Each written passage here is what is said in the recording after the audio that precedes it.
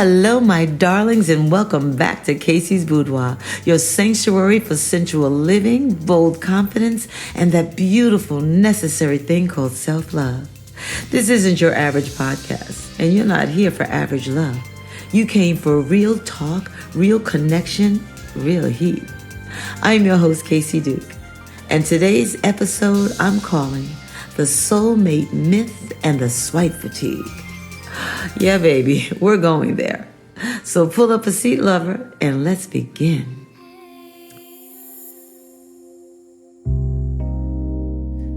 Now, can we talk about something?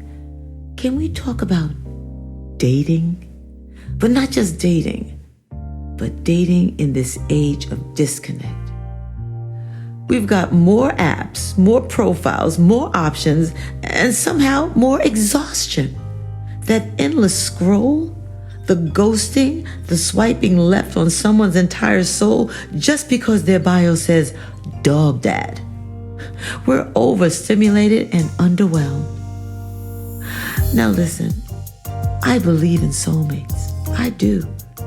I've had a few in my life, and I'm still friendly with most of them. Soulmates don't always arrive to stay forever. Sometimes they show up to wake you up, to grow you, to remind you who you are.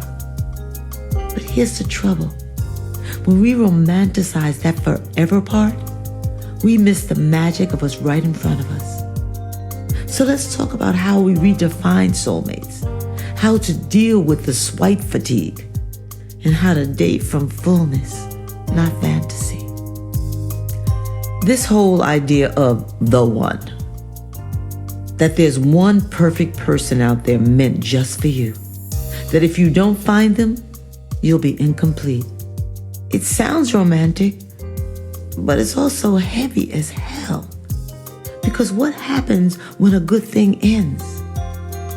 What happens when you did feel a soul connection and it didn't last?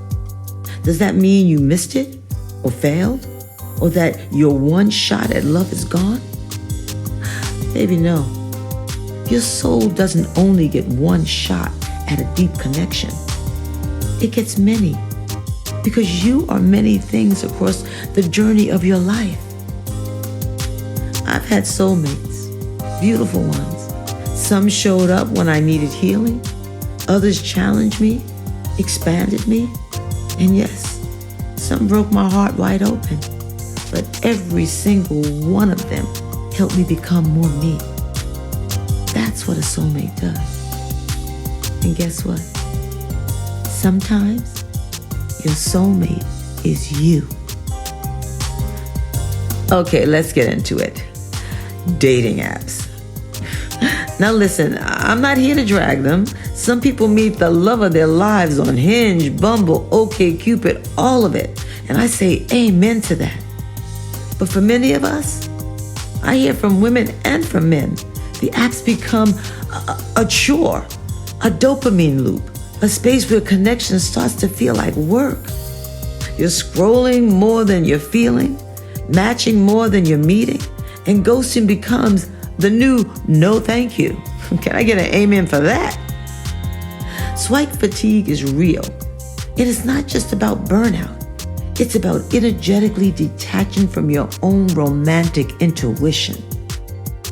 So if you're tired, baby, rest. You don't owe the algorithms your emotional availability.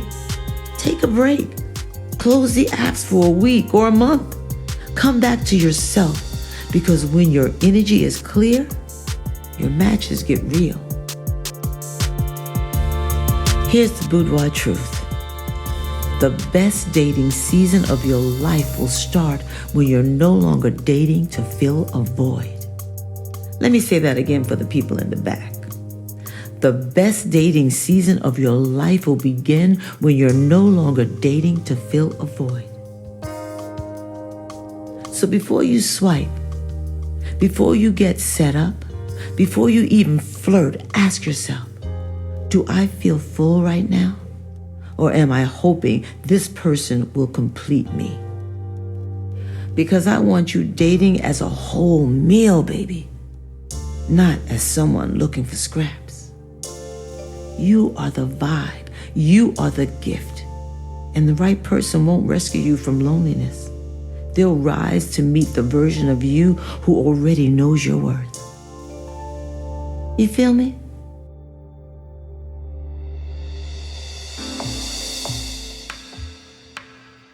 I think it's time for your sensual homework. This week, I want you to do a little soul work in your journal. I want you to write down the answers to these 3 questions. You ready? Who were the soulmates I've already known, and what did they teach me? Number 2, what kind of connection do I desire now?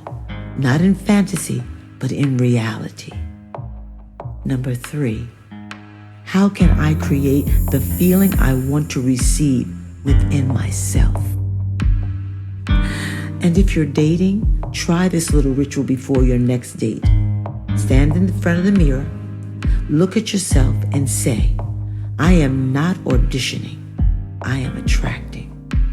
Then walk into that room like the queen or the king you are.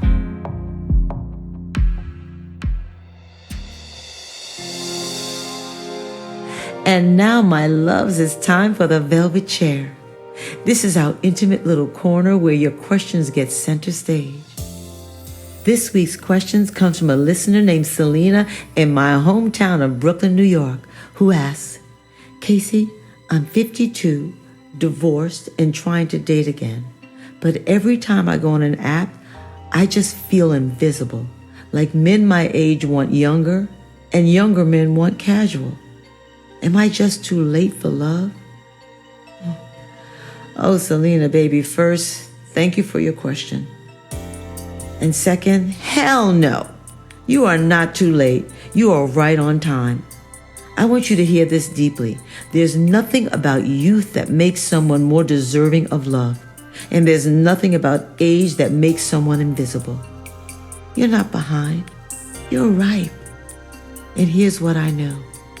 When you show up as your radiant, real, powerful self, your energy will whisper, come correct, to every room you walk into. You don't shrink, you don't apologize, and don't chase a man who is too afraid to rise. You're not invisible, baby. They're just looking with the wrong eyes.